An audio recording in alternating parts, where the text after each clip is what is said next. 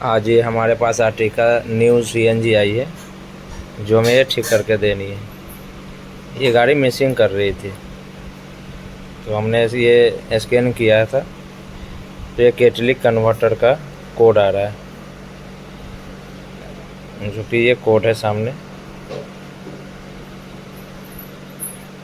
और ये थी ये सेंसर का कपलर लूज था जी। कोड क्लियर करते ही हमारी गाड़ी ओके हो गई। ये कपलर लूज होने के कारण ये प्रॉब्लम आई थी। फिर मिलते हैं नेक्स्ट